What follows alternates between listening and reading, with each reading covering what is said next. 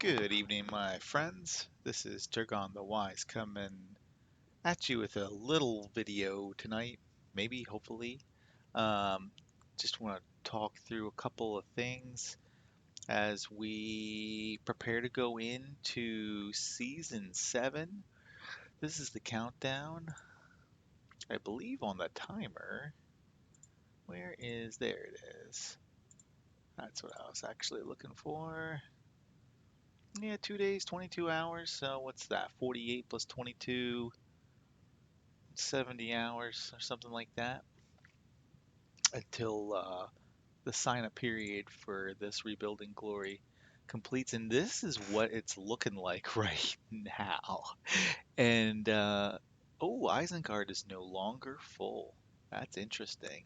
So just Isengard and Mordor are the only two factions that are not full, which is super exciting for me. Um, and a lot of players, I would hope, because what this means is we might actually get some semblance of, I suppose you could think of it as like what we would expect a server to be like. People, I feel like this is my seventh season in this game, and every season I prepare similar in one regard, which is that I believe I could be fighting anyone next season. That all the factions will be full and the server will be balanced, which of course never comes true. But my experience has also told me that this is for two reasons. One, under most of the servers that I've played, there's been a disparate number of players between good side and evil side. And I think pretty much anyone in the community in most situations has encountered something similar. There have been some rare exceptions to this, of course. Life is a bell curve, so I'm sure there are some folks out there that have been on dark side dominated servers, but they're probably pretty rare. Most people probably about a 3 to 1, maybe even sometimes 4 to 1 ratio is a good side to bad side on some servers. But this server is looking pretty full, and even here we're seeing 4 out of the 6 evil factions are full, and Isengard was full. It was 5 out of 6 last time I checked earlier today. So some people must have dropped off. There's some movement going on. This may appear as full again. We'll see. We'll check in tomorrow. There's still plenty of time left in the sign up period, but all the good side factions are totally full. And here's what I know. Because I feel comfortable speaking towards this because this is my experience of people that I've seen so far in previous seasons that are going to be on this server. So in Linden, there is a faction called Beer in my 5th season. I'll be dipped if I can remember what server that was. I mean, this is my 7th season. It'll be my 7th server. I can't remember all the servers I've been on. I remember last season was 109, but of course that was last season, so I should remember that. But 2 seasons ago, I got no idea what that server was. It's somewhere, maybe in a screenshot or something. But they were a pretty good team. So we're gonna be playing Arnor, so we'll be right next door to each other. We'll be neighbors. Hey, what's going on, guys? If you're seeing this video, cheers. Um, we played together as Erebor in that season, that 5th season. Rohan is full. I don't know anyone there, but I do know there's a team in Gondor called Ares that played Ardnor last season, my 6th season, which was a Tactics Evolved server. They're down here in Gondor. And right now, yeah, I'd have to check because I heard Doom was in Isengard. So Doom was a team I believe that had played Variags in that 5th season. I was talking about when we were playing with beer. So could be seeing some folks from over there again. So that would be cool. I'm definitely interested in that. I want a server with good players all across the board. I want to see a full server with good fighters in every faction because the second thing that causes imbalance across all of the seasons has honestly been the human component to the game. I'm going to label it as that, which is that people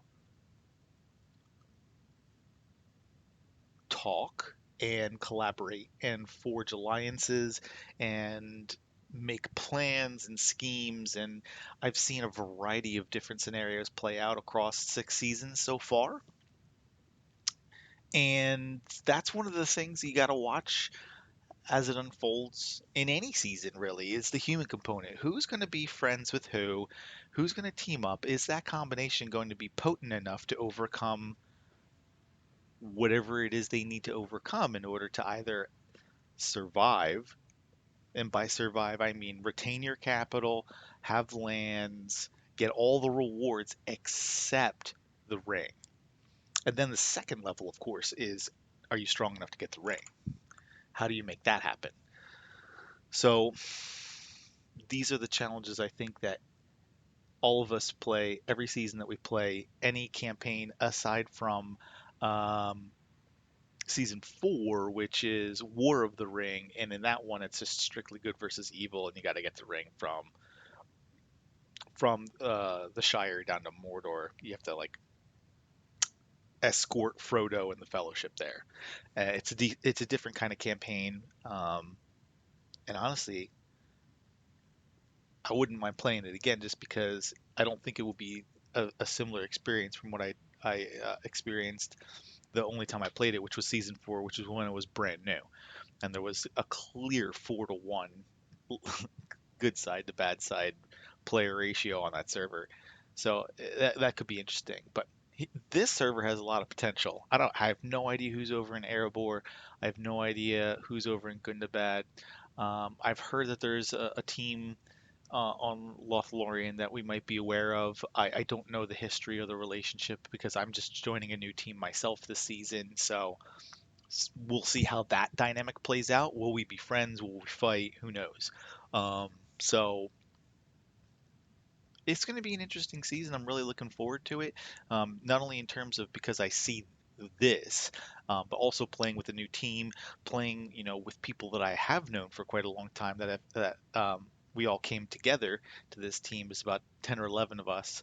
Um, at least 10 of us have played since season 2 together. Um, no, season 3.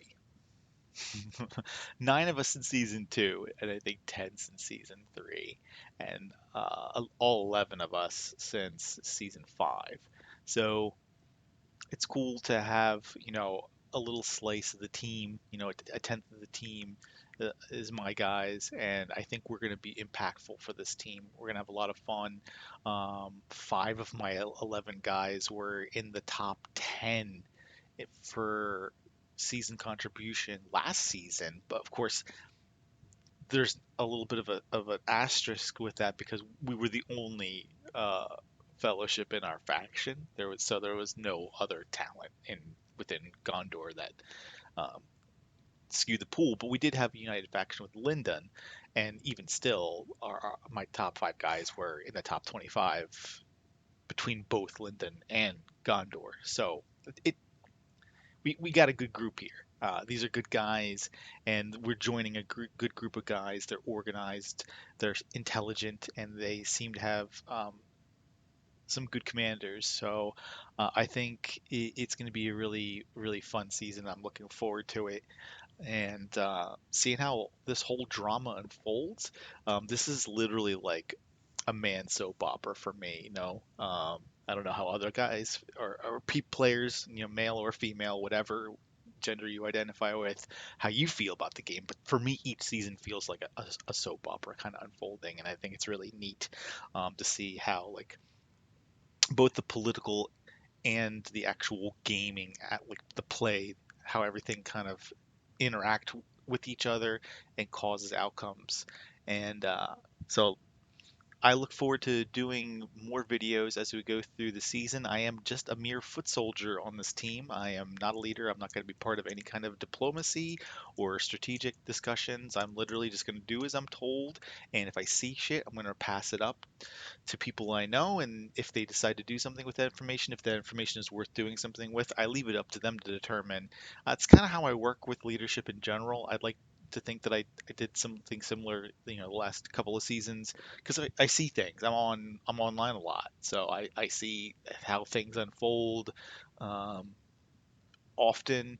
I'm not online all the time, of course. I do sleep and work and stuff like that and have a family, but I am on. I try to have a presence to at least kind of have an understanding of what is happening, you know, virtually at all times while I'm awake. So, um, and then I try to figure out what happened while I was asleep too. And maybe this is one of the reasons why I'm just a strange, kind of crazy gamer, but that's one of the fun, that's part of the fun for me.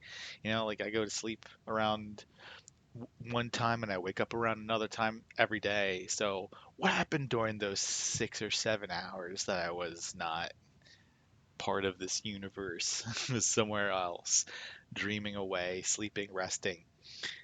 What was happening with the good fight during that time?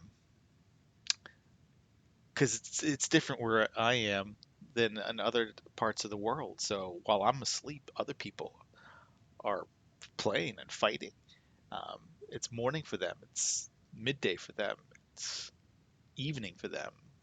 So um, the world's always spinning. So it's one of those things that I think is really really cool about this game, and that has me hooked to the game.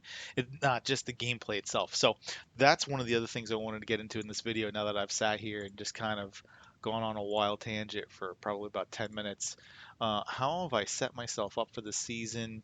I've gone over most of my commanders already. But just thinking through some more, I did get some upgrades on the side, the the evil side. There we go. That's better grammar. I got my boy Grima up to representation 5, and I got alerts to 3. So I'm pretty stoked about that. So I feel like I'm getting closer to being kind of ready to take the plunge and play evil side. On the light side, I'm not doing anything with Mathams for them at the moment, so they're pretty much geared and spec'd and ready to go. Uh, my Aragorn is my Aragorn. We've talked about him. My Galadriel's my Galadriel. I have been kind of checking out things like Gimli and Faramir and just like tooting around with some different ways of going through the process of putting their ability points in. But by and large, I'm pretty set and ready to go. Got a number of commanders that I'm planning to deploy for a variety of purposes over the season. Uh, I don't consider myself a whale. I like to call myself a narwhal. That's been my thing basically since season 1, and I'm going to stick to it. I think it's applicable for a variety of reasons. But I have, one. What did I do? One, two, three, four, five, six, seven, eight, 9, 10 commanders geared. And I'm not going to use all 10 commanders this season, at least not for PvP. You've got commanders that you use for a variety of reasons, and I have commanders that I haven't geared or touched that I will use during the season, where did he go? Like Hirgon. This is like your standard light side siege commander because he's got this. Um, but I don't put any gear on him because I don't if I hit something with him, if I like, I'm fighting another army with him, then something went wrong. So I don't feel any need to devote any gear to him whatsoever.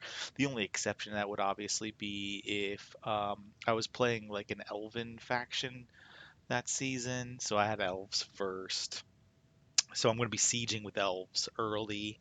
I believe there's a heath line that gives him elf siege increase. So I would use that would be the only item that or gear that I would put on him would be that heath line with the extra elf siege damage to buff that up a little bit, just to be able to help out a little bit more in the early stages of the season, sieging down keeps and acquiring territories for my team. Otherwise, I keep him barren and aside from maxing this out because he does tips when he's not sieging stuff, just send him out on tips. Particularly, I like to use him for the mithril ones or the ones that get you gear each day, because they need to get done. It's going to get you stuff, and he completes those tips faster. Um, so I like to use him for stuff like that. Just one example. I'm excited to check out. Hopefully I'll get to use some of my guy here. Haldir, we were talking about him in chat earlier this evening and how he's got stun immunity during the first 2 rounds, which is cool. He's got this one which gives him some evasion. He's got a little heal here. It doesn't do too much, honestly. Probably like 8 to 12,000 over 10 rounds, maybe. I think it because it only goes off in round one. I don't recall it going off more than once during the fight. I have to check a report out at some point. These 7 points may get rerouted. I'll probably finish out the shield training and throw some points in Fortify if I don't have beasts to utilize the beast training. But I really like Haldir. He's got a lot of poison damage. That would be the only other thing that I would think about changing on him because I believe there is a Trapper's Hood, and I can go to the Trapper's Hood and I can take a look at that. Where Trapper's Hood. Yeah, I want to check out this poison damage with Haldir because I don't think a lot of people expect to have to deal with poison damage from a light side opponent. Um, so stacking that with Haldir's natural poison, I want to just look at the percentage one more time. I'm sorry, I shouldn't have clicked off of it. Max 6%, 12% poison damage, so 12% at max. And what does he get from his skill? 70% physical, 70%. So another, what did I say? 12% on top of that. So that's 82% poison damage from from that attack, from his normal physical attacks. So that's pretty cool. Buff him up. Another thing that might be interesting to do actually is to ditch the 4 points in the shield training. That gives me 11 points, a stick, some of them in March Warden of Lorien, and then Elite. So that gives me 11 points. So if I did like 7 over here in March Warden Lorien, that would get me 8 points there, and then I could unlock Elite 4 levels, which would get me 4% more might and focus. That could be significant. Or I could check out Call of the Week. Both are not bad ideas, and this is going to buff his commander damage as well.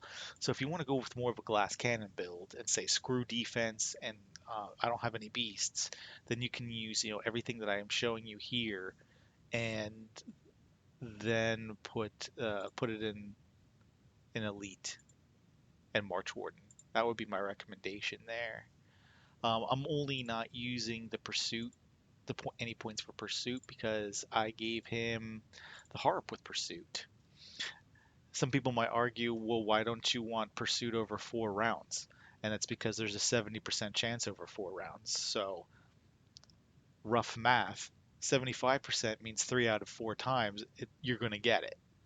So 70% means you have a pretty good chance of getting it 3 out of 4 times, but occasionally you're going to have some shit luck and it's only going to go off twice. Whereas with the harp, I have 90% chance for 3 rounds. So I know I'm getting it for 2, and I'm probably getting it for 3. Only during the shitty rounds I'm not getting it for 3. So I don't know.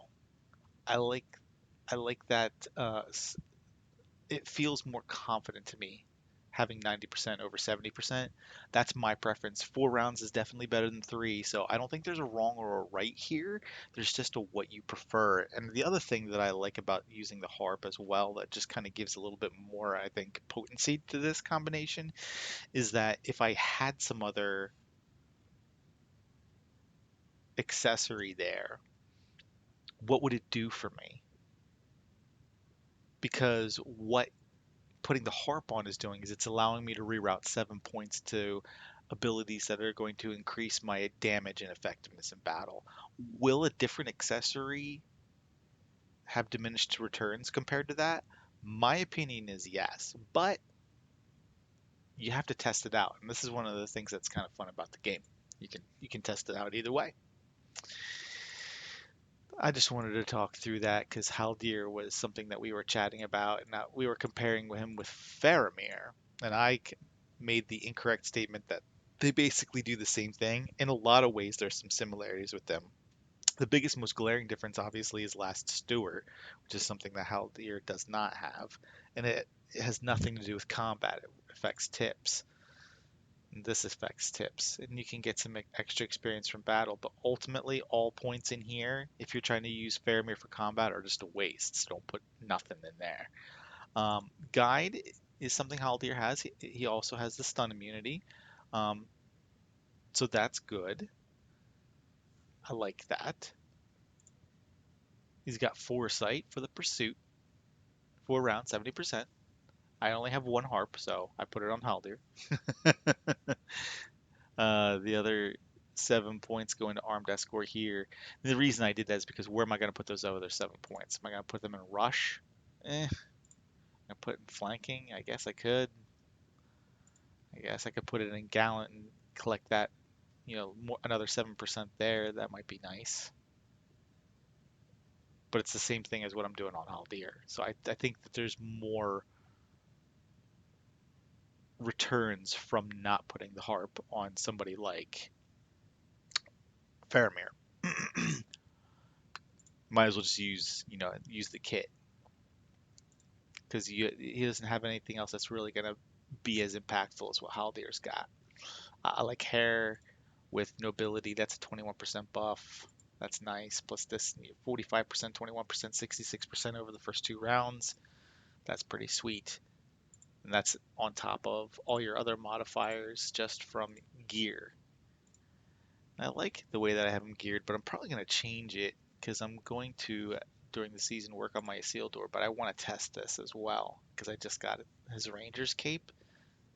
I have not really used this at all, especially not as 3-star. I did test this, I believe, in the Red Book, but Red Book is skewed while you're in Bag End because your military academy is 0.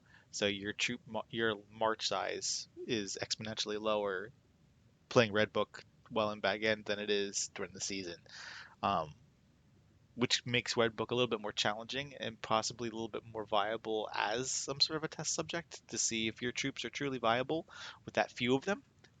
It's not a bad thing, but it's different.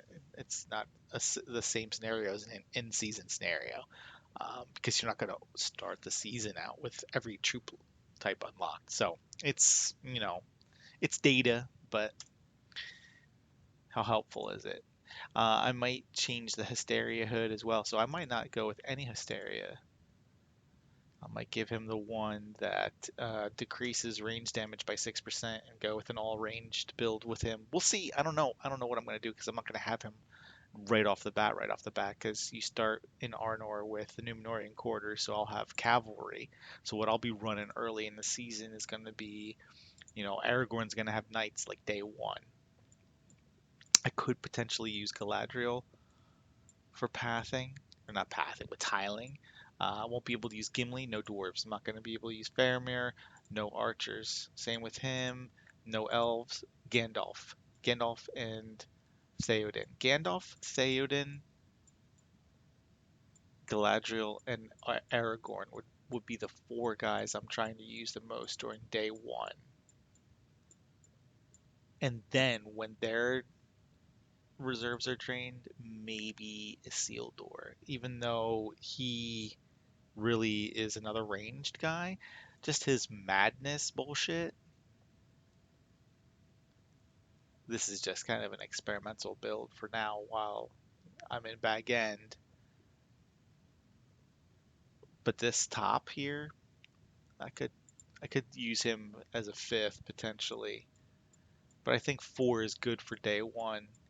Can use potions to give them 60 more stam. That's 6 more moves during your first 24 hours when you got those buffs that reduces the amount of stamina it takes to attack something from 20 to 10, 50% buff. So, gotta take advantage of that first 24 hours, folks. Season starts on Tuesday, the 1st of November, and it's gonna be starting at 4 a.m. my time because I am US East Coast for me. So, needless to say, Monday night, this time I'm gonna be asleep because I'm trying to wake up early because I need to get my farm established. And if you're not doing the same thing, you're not a crazy person. Congratulations. Or you're in another country and it's not 4 a.m., it's like 11 a.m. or 8 a.m. or something like that. Good for you. Anyway, like, just again, brief recap. Going to be an exciting season coming up. Looking forward to it. Looking forward to testing out these commanders, playing with some new mates, watching the drama of the season unfold, and with any luck, getting my third ring would be nice. I thank you all for taking the time to listen to me rant here for the last probably what 20, 25 minutes. And if you have any comments, feedback, questions, please feel free to leave them below or shoot me a message on Discord. Take care of yourselves. Stay well. Cheers.